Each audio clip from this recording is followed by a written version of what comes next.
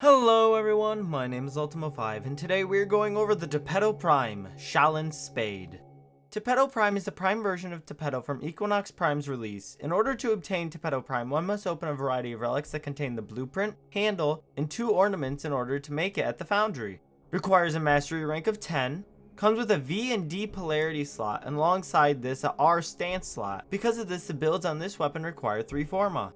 Like most of my melee builds, the Tipedo Prime excels in medium to large crowd slaughter, but at low level can suffer with a few enemies around, unless using the non-stacking build.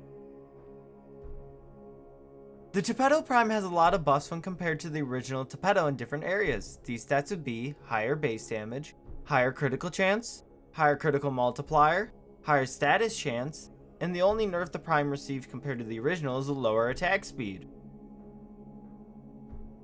Advantages for the weapon would be that it has high critical chance, high critical multiplier, high status chance, and a fast attack speed. Disadvantages, however, would be that it has low impact and puncture damage. The element for the Tipedo Prime against the Corpus would be Toxin. Toxin deals 50% base damage per second over 6 seconds and stacks indefinitely, with each instance having its own timer. The build's flex slot is Gladiator Might and is fairly straightforward with how good it is. Due to the high base slash damage, it works well with the added Toxin status to just decimate all enemies on the Corpus side. So adding a Weeping Wounds just makes it insanely devastating even to enemies like the Bursa.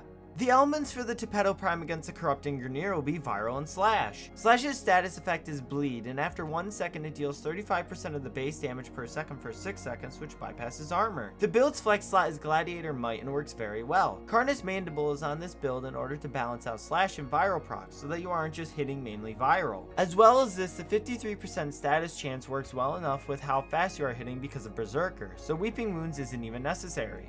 The elements for the Tipedo Prime against the Infested will be Viral and Slash, or Corrosive and Heat. Corrosive reduces armor by 26% for 8 seconds and stacks up to 10 times for a total of 80%. Meanwhile, Heat deals 50% base damage per second over 6 seconds while stripping up to 50% armor and causes targets to panic. The build's flex slot is Gladiator Might and works well in the late game. The reason why I have 2 element sets for this build is because while testing, they both performed the same damage and took about the same amount of time. Viral and Slash does work in the late game, but Corrosive Heat works a bit better due to increased damage to fossilize Infested.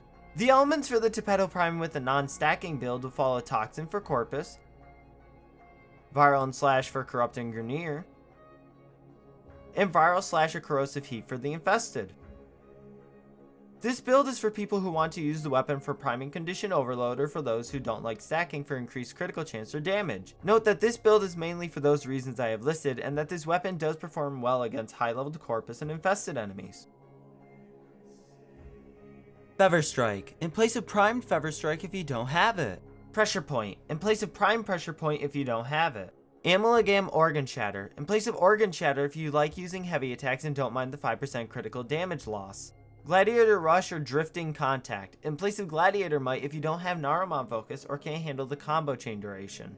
Sacrificial Steel, in place of True Steel in the non-stacking build, but requires 1 more V forma. This in turn gives a huge boost to critical chance, which can help the build in the late game.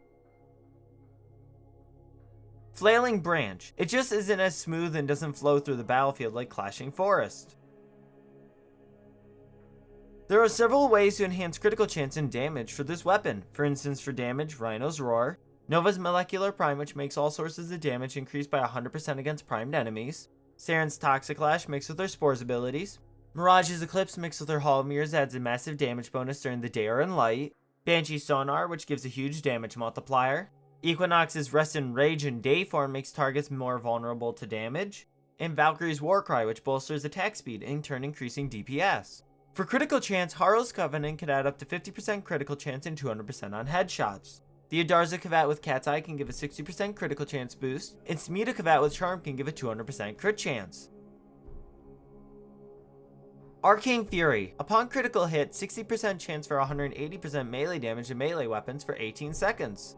Arcane Blade Charger, upon primary weapon kill, 30% chance for 300% melee damage for 12 seconds. And Arcane Strike, on hit, 15% chance for 60% attack speed to melee weapons for 18 seconds. Thanks for watching. If you want to see more guides on Warframe, please click the like and sub buttons to let me know. And as per usual, I will see you guys in the next video. Goodbye.